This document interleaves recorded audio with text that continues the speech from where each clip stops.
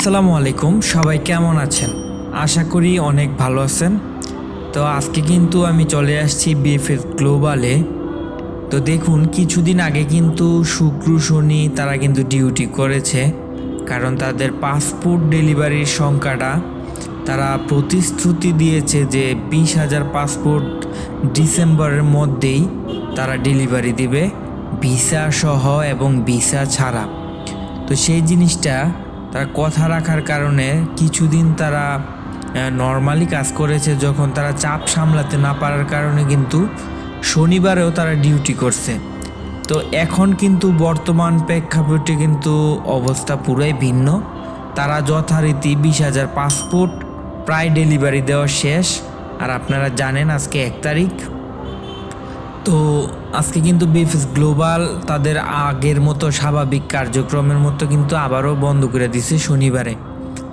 তো এই জিনিসটা দেখছেন, মানে বুঝতে পারছেন তাদের কাছে কিন্তু মোটামুটি এখন আর কোনো পাসপোর্ট যে ডেলিভারি দেওয়ার চাপটা তারা মোটামুটি কাভার করে ফেলেছে। তো যাই হোক, এখন আমি কথা বলবো আপনাদেরকে অ্যাপয়েন্টমেন্ট স্লটটা নিয়ে। তো সবারই একটা দুশ্চিন্তা আছে মনের মধ্যে যে অ্যাপয়েন্টমেন্টটা আসলে কি হবে কি হবে না। যারা এখন পর্যন্ত অ্যাপয়েন্টমেন্ট ডেট পাইছে কিন্তু অ্যাপয়েন্টমেন্ট এখনও জমা দেয় নাই, বা তাদের যেই কাগজগুলো আছে তারা কিন্তু একটু সমস্যা হইলো। আপনাদের জন্য অনেক একটা ভালো দিক হচ্ছে, পুরাতন যে পাসপোর্ট ডেলিভারি ছিল তাদের মধ্যে কিন্তু ভিসা পাওয়ার পরেও তারা অরিজিনাল নলস্তা হওয়ার পরে কিন্তু তারা রিজেক্ট খায়, বিভিন্ন কারণে তাদেরকে ভিসা দেওয়া হয় না। তো এখন যারা হচ্ছে এখনও অ্যাপয়েন্টমেন্ট পান নাই বা আগামীতে বা সামনে আপনারা দ্রুতই কিন্তু অ্যাপয়েন্টমেন্ট পাবেন।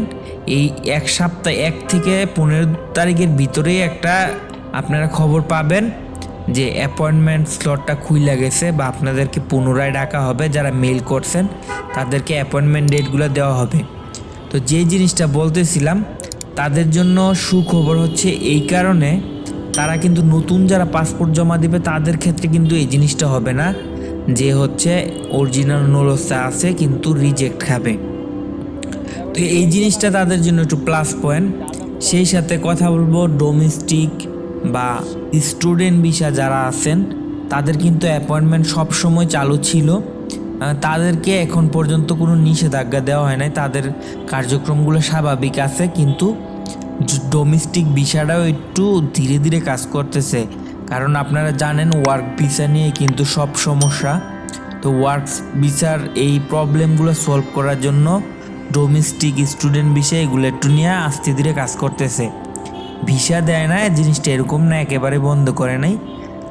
তো এইগুলা আপনারা যারা টেনশন করছেন, আশা করি এই মাস থেকে, নতুন মাস থেকে এবং নতুন বছর শুরু হওয়ার সাথে সাথেই আপনাদের আগের যেই সমস্যাগুলো ছিল এগুলা থেকে বেরিয়ে আসতে পারবেন। তো যারা এখন পর্যন্ত সাদা পাসপোর্ট ডেলিভারি পাইছেন তাদের কি করলে দ্রুত ভিসা পাবেন, আমার চ্যানেলে কিন্তু একটা আস্থা ভিডিও দেওয়া আছে, ফুল ভিডিও দেওয়া আছে, আপনারা চাইলেও সেই ভিডিওটি দেখে আসতে পারেন। এবং অসংখ্য ধন্যবাদ যারা সব সময় আমার নিয়মিত ভিডিওগুলো দেখেন, তাদেরকে অবশ্যই একটা রিকোয়েস্ট করবো, আমার ভিডিওগুলো শেয়ার করবেন। আর আপনি যদি আমার চ্যানেলে নতুন হয়ে থাকেন অবশ্যই আমার চ্যানেলটাকে সাবস্ক্রাইব করবেন। তো আর বেশি কিছু বলবো না।